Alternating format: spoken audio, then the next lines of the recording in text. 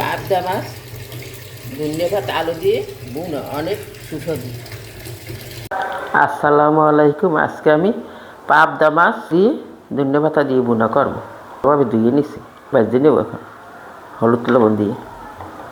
এই মাছটা নরম, এমনি তেলে ভেজে সুস্বাদু হইবে বেশি। একটু মরিচ দিয়ে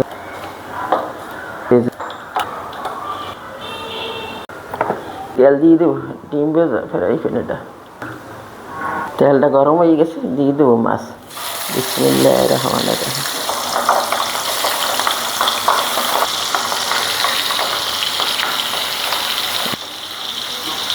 মাছটার এক সাইড ভাজা হয়ে গেছে, আমি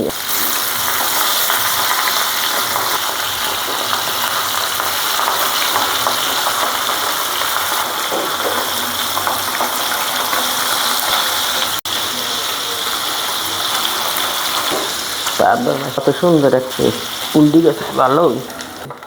এখন আমি এক সাইডে উড়েই রাখছি।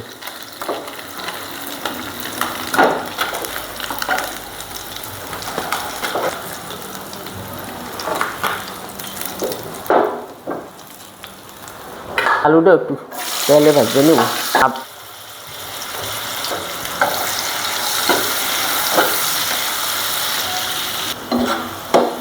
আলুটা আমার লাল লাল করে একটু দিয়ে গেছে, এইটা তুললে এক সাইড উঠেই রাখি। পাবদা মাছটা নরম, এই জন্য আলুটা আমি একটু ভেজে নিলাম। দিয়ে দেবো পেস্ট কুচি, একটু রসুন কুচি, কাঁচামরিচটা আমি পরে দেবো, পরে দিলে ফ্লেভারটা ভালো হয়ে যাবে। আর ভেজে নেব। পেঁয়াজ রসুনটা হালকা ভাজা হয়ে গেছে, এখন দিয়ে দেবো মরিচের গুঁড়ো। আমার 250 গ্রাম মাছ, একটু লবণ,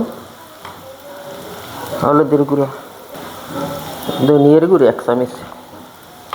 আমি দিয়ে সব মশলাটা ভালোভাবে কষাই নেব।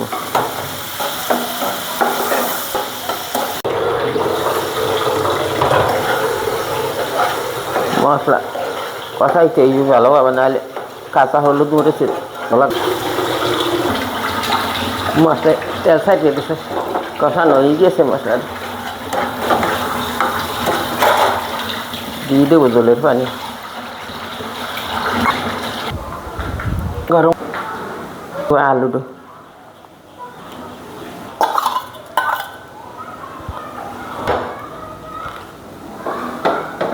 এই ভেজে রাখা পাবদা মাছ দিয়ে দেবো।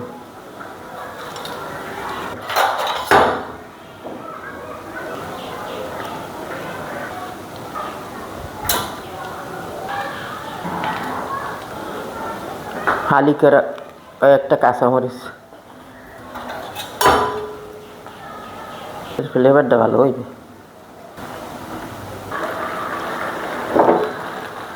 একটা ফ্লেভার দিয়ে দেবো ধনে পাতা,